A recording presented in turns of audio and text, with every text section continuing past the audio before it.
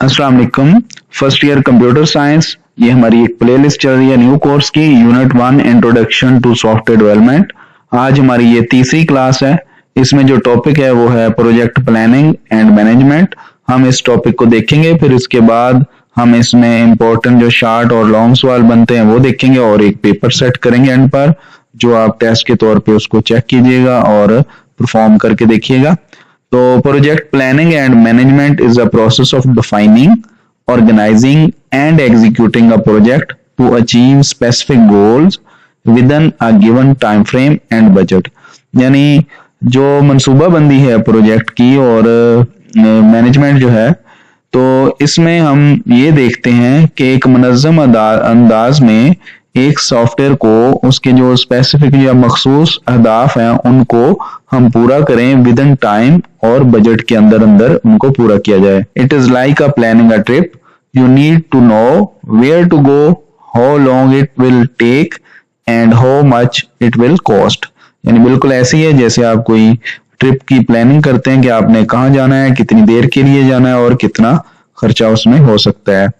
तो नेक्स्ट इसके जो स्टेप्स हैं, 5 स्टेप्स हम बताते हैं जिसमें इसको फ्रेम किया जाता है, जिसमें इनिशिएशन है, उसके बाद प्लानिंग है, एग्जीक्यूशन है, परफॉर्मेंस मॉनिटरिंग है और प्रोजेक्ट क्लियर है। नेक्स्ट है comprehensive project planning. Comprehensive project planning involve thinking about all the details of your project before you start। यानी एक किस्म जामे किस्म की जो प्लानिंग होती है उसमें आप सोचते हैं कि तमाम जो डिटेल बनेगी आपके सॉफ्टवेयर की, उसको शुरू करने से पहले आप उसके मुतल्लिक जायजा लेते हैं या उसको समझते हैं। This includes understanding what task need to done. यानी इसमें आप ये समझते हैं कि कौन से काम आपने करने हैं, हु विल डू इट, कौन इसको करेगा, and how it will be done, और इसको कैसे किया जाएगा। सेटिंग प्रोजेक्ट टाइमलाइंस, यानी कितनी देर में ये पूरा किया जाएगा। इसमें है setting project timelines mean deciding how long each part of the project will take. यानी प्रोजेक्ट का हर हिस्सा कितनी देर में कंप्लीट हो सकता है, इसको देखा जाता है। This helps to keep the project on track and ensure it gets done on time। इसमें ये देखा जाता है कि आप ऑन ट्रैक रहते हैं, यानी आप साथ साथ देखते रहते हैं कि कितनी देर में आपका जो ऑन गोइंग प्रोजेक्ट है वो पूरा हो सकता है। तो इसको ऐसे भी देख सकते हैं, इसके रिप्लेस आप कर सकते हैं। It mean figuring out when each part of project need to be done from start to finish, ऐसे आप लिख सकते हैं। नेक्स्ट है estimating cost. It involves predicting the total expense required to complete the project। यानी इसमें आपने ये प्रिडिक्शन करनी है, अंदाजा लगाना है कि किसी भी प्रोजेक्ट को सक्सेसफुली पूरा करने के लिए कितनी कॉस्ट की जरूरत है। Accurate cost estimation help in budgeting, planning and setting realistic expectation। यानी अगर आपकी कॉस्ट की एस्टिमेशन सही लगती है तो आप अपना बेहतर बजटिंग कर सकते हैं, बजट बना सकते हैं, प्लानिंग कर सकते हैं और एक रियलिस्टिक यानी हकीकी आप एक्सपेक्टेशन उससे उम्मीद लगा सकते हैं कि कितनी देर में आपका प्रोजेक्ट कितने कॉस्ट में पूरा हो सकता है। नेक्स्ट है की फैक्टर्स इन कॉस्ट एस्टिमेशन। सबसे पहले है development team. Cost depend on number of developers, their experience and salaries. यानी आपने कितने डेवलपर्स को यूज करना है और उनका एक्सपीरियंस क्या है और उनकी सैलरीज कितनी बनती हैं, ये इस पे भी कॉस्ट फैक्ट करेगी। दूसरा फैक्टर है technology stack. The choice of technology, programming language and tools can affect the cost.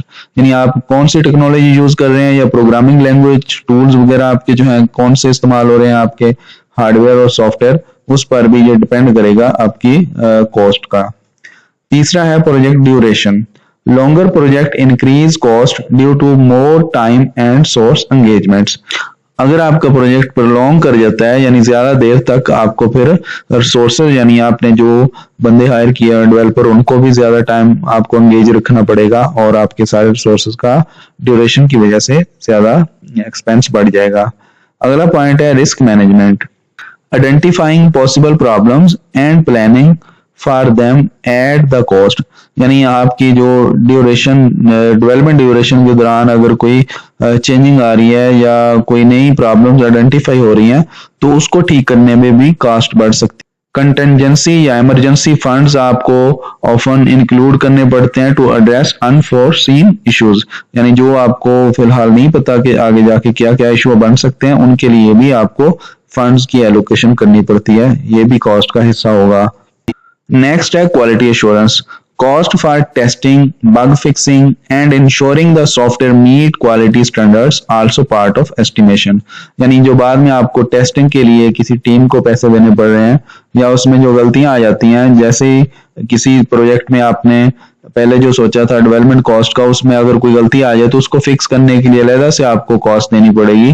पहले बग जो है उसको तलाश करने के लिए, उसके बाद उसको ठीक करने के लिए एक्स्ट्रा टाइम भी लगेगा, तो उसको भी आपने एड्रेस करना होता है, वो भी एस्टिमेशन का हिस्सा होगा। नेक्स्ट है risk assessment and management. Risk assessment and management are crucial aspect of any software project, यानी ये भी एक अहम पहलू होता है किसी भी सॉफ्टवेयर की जो डेवलपमेंट है उसके बारे में। They involve identifying potential risk that could impact the project success, यानी जो रिस्क या जो खतरात इसको लाक हो सकते हैं किसी भी प्रोजेक्ट को, वो आइडेंटिफाई किए जाते हैं इसमें। Analysing the possibility and impact of these risk, और उसका जायजा लिया जाता है कि वो रिस्क या वो खतरात कितना इम्पैक्ट कर सकते हैं आपके सॉफ्टवेयर को। And developing strategies to manage them, और इसके लिए स्ट्रेटजीज अपनाई जाती हैं जो इन रिस्क को मैनेज कर सके। या इसको आप ऐसे लिख सकते हैं, risk assessment and management is the process of identifying potential problems, figuring out their possible impact and creating a plan to avoid or handle them, यानी आप assessment और management कर सकते हैं कि जिससे आपको आइडेंटिफाई कर सकें प्रॉब्लम्स को और फिगर आउट कर सकें कि वो कितना इम्पैक्ट डाल सकते हैं आपके सॉफ्टवेयर पर, और उसके लिए बचने के लिए उससे आप पहले ही प्लान तरतीब दे सकें। नेक्स्ट है identifying risk. List all potential risk that could affect the software, यानी जो आपके सॉफ्टवेयर को अफेक्ट कर सकते हैं उनको आप लिस्ट आउट करें। टेक्नोलॉजी रिस्क है, यानी आपकी टेक्नोलॉजी चेंज हो जाती है जिसकी वजह से आपका एक्सपेंस बढ़ सकता है। उसके बाद ऑपरेशनल रिस्क है, यानी आपके रिसोर्सेज की शॉर्टेज हो जाए या आपको डेवलपमेंट के लिए जो स्टाफ है वो नहीं मिल रहा है, इस तरह का कोई इशू बन जाए। एक्सटर्नल रिस्क है, जैसे मार्केट में फ्लक्चुएशन आती है तो रेट्स का उतार चढ़ाव हो जाता है, उस वजह से आपको ये ख्याल रखना पड़ता है, ये भी आइडेंटिफाई करना पड़ता है। नेक्स्ट नंबर 2 है analyse risk. Evaluate the likelihood या possibilities of each risk occurring and it's potential impact on the project, यानी इसमें आप ये पॉसिबिलिटीज देखते हैं कि कौन सा रिस्क कितना इम्पैक्ट कर सकता है आपके प्रोजेक्ट पर, ये इसमें एवेल्युएट या अंदाजा लगाया जाता है। नेक्स्ट नंबर 3 है develop mitigation strategies. This involves creating a plan to reduce the negative effect of a potential problem or risk, यानी इसमें ये शामिल है कि आप ऐसा प्लान बनाते हैं जिससे नेगेटिव जो इफेक्ट है किसी भी प्रॉब्लम का या रिस्क का उसको रिड्यूस किया जा सकता है, उसको कम किया जा सकता है। मिटिगेशन होता है कमी करना, रिड्यूस करना। This could mean adding extra time to the schedule, यानी एक्स्ट्रा टाइम आप लगाते हैं अपने स्केड्यूल में। गेटिंग बैकअप रिसोर्स एक्स्ट्रा, यानी आप बैकअप तैयार करते हैं। आर डूइंग मोर टेस्टिंग, और एक्स्ट्रा टेस्टिंग करते हैं ताकि आप रिस्क को कम से कम कर सकते हैं, यानी आपकी जो प्रॉब्लम्स हैं वो उनमें कमी आ सकती है। नेक्स्ट है monitor and review. Continuously monitor the project for new risk and review existing risk to adjust strategies as necessary, यानी जो नए आने वाले खतरात हैं उनको भी आपने देखना होता है, और जो मौजूदा खतरात हैं उनके खिलाफ जो उनको हैंडल करने के लिए स्ट्रेटजी है उसको भी आपने साथ साथ प्रिपेयर करना होता है। नेक्स्ट है execution. This is the phase where actual development work happens, यानी जहां पर एक्चुअल डेवलपमेंट शुरू होती है, यानी कोड वगैरह लिखा जाता है। The team rights code, create design and build the software based on project plan, यानी जो आपने सारा पीछे प्लान तैयार किया उसको मद्देनजर रखते हुए, उस डिजाइन को सामने रखते हुए सॉफ्टवेयर पर बकायदा काम शुरू हो जाता है। It require team work, coordination and regular updates to stay on track, तो इसमें सारे जो टीम है उसको कोऑर्डिनेट भी करना पड़ता है, रेगुलर अपडेट्स भी उनके साथ हैंडल करनी पड़ती है एक दूसरे के साथ, ताकि आपका प्रोजेक्ट ऑन ट्रैक रहे। नेक्स्ट है quality assurance. Quality assurance ensure that a project meets set standards and work correctly, यानी जो आपने इसका म्यार सेट किया है, यानी यूजर की सेटिस्फेक्शन जो है वो पूरी हो सके और आपका प्रोजेक्ट करेक्टली काम करे। It involves methods such as testing है, रिव्यूइंग कोड है, यानी आप बार बार टेस्टिंग करते हैं, मुख्तलिफ इनपुट देके आप कोड को रिव्यू करते हैं। Getting feedback from stakeholders, यानी जो स्टेक होल्डर्स हैं उनसे फीडबैक लिया जाता है रेगुलरली और फिर उसको अपडेट किया जाता है। And regularly checking the projects progress, और उसकी प्रोजेक्ट की प्रोग्रेस को रेगुलरली चेक किया जाता है। अब इम्पोर्टेंट क्वेश्चन है, ये लॉन्ग क्वेश्चन हो सकते हैं, हमने 3 इसमें से सेट किए हैं और नीचे कुछ ये शॉर्ट क्वेश्चन दिए हुए हैं, ये सारे इसमें बन सकते हैं।